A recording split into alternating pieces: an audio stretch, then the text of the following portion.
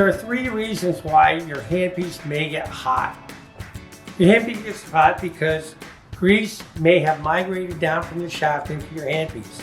So pop your handpiece off the shaft and take a look down inside, and if there's black junk in there, try cleaning it out with a Q-tip. Maybe a little rubbing alcohol. But do not put alcohol or acetone into the handpiece. That would kill the bearings that are in there. If that doesn't work, then you might want to take it apart and replace the bearings and clean out the inside. We have a video on our website for that. Secondly, it could be that if there's no grease in here, maybe your shaft is extending too far out. So you want to adjust the shaft extension to 3/4 of an inch. Or thirdly, it could be because the bearings are just bad. Maybe they got rusty. If you use the water a little bit, then you're gonna have to replace the bearings. How do you know if your Foredom is a genuine Foredom? Well, the best way to do that is to buy directly from us or one of our dealers. We have a list of our dealers on our website linked down below, and that's about the best way you can tell.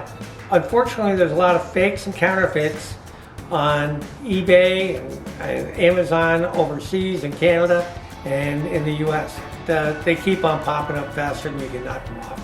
So check on our website from one of our dealers or from us.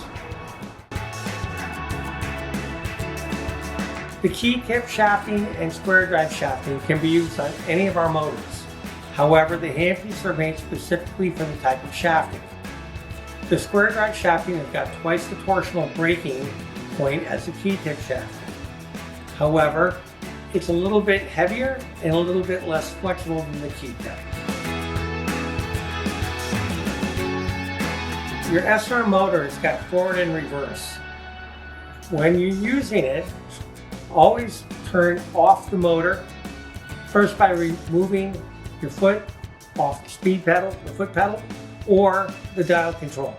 Do not go from forward to reverse in one switch. Always go off and let the motor stop spinning before going in the next direction. All of our motors should be maintained. It really depends on how often you use them, such as if it's a high dust environment like wood carving, you're going to probably want to take the motor, unplug it, take the motor brushes out, and blow out the inner motor with compressed air or canned air. Then you can put the motor brushes back in.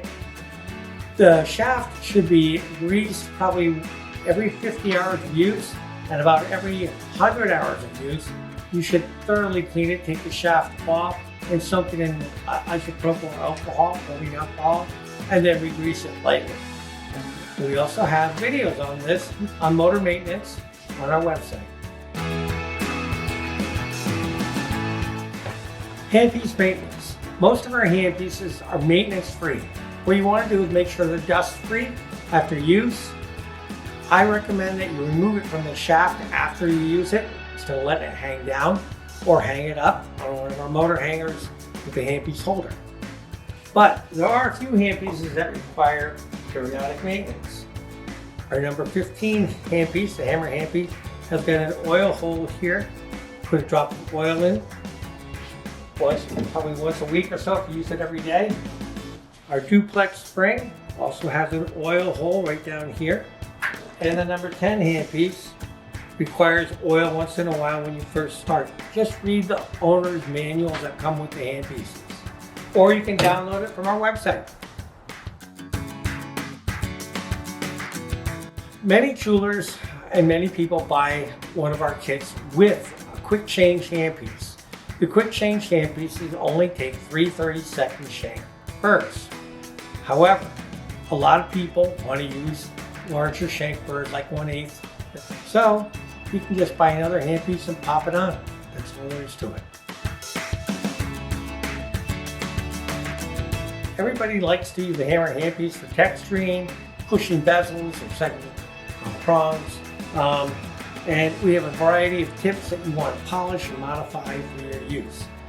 You can use our hammer handpiece with any of our motors. However, you have to keep the speed low, 5,000 RPM or less. For the LX motor, that's the full speed range, which is fine. For the TX motor, that would be 1/3 speed. For the SR motor, that'd be 1/4 speed. And if you only have a foot pedal and not a dial control, basically try using the foot pedal like you're driving through a screw zone. Very simple.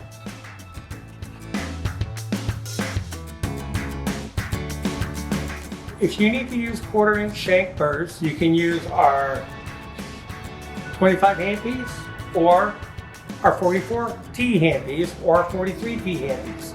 They all come with a 1/4-inch collet installed, plus a 1/8-inch collet and a 3/32 collet.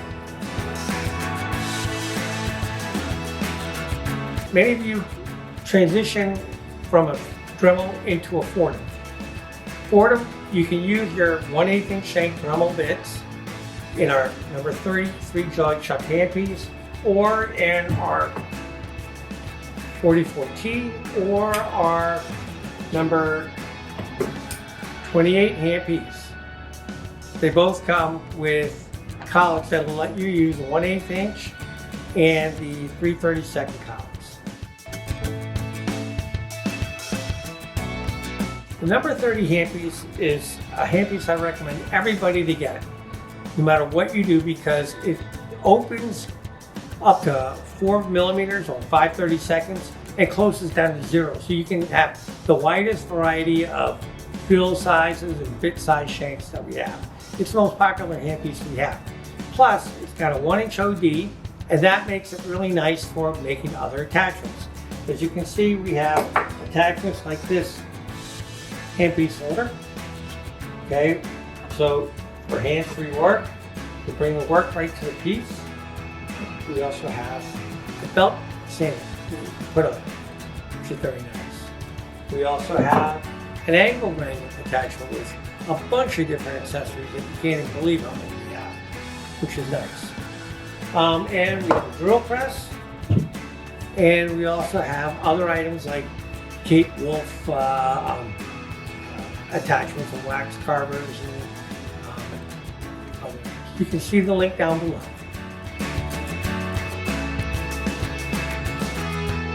Most people, when they start out, they want to buy a complete kit, and these are the ones I recommend. If you're starting out in jewelry, get our K.2230 kit. Okay, it also comes with other things like motor hangers if you want to get those. For wood carving, get our 5240 kit. That's got our 44T handpiece and a variety of wood carving burrs and bits up to a 1/4-inch shank. If you're doing general purpose industrial type work, get our K.2272 kit. It's got a really nice accessory kit. Or our new porting kit if you're doing porting, like our K.5600 kit.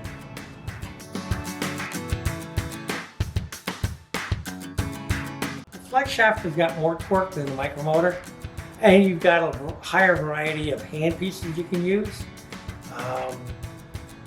Less expensive, and those are great. They're standard industry workers. Micromotors are great because they have a higher speed. They can go up to 38,000 or 50,000 RPM.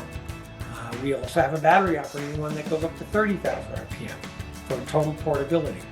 The other thing about the micromotor is it gives you very smooth finishes at the higher speeds, and it's great for detailing work because it's so flexible with its phone-like cord.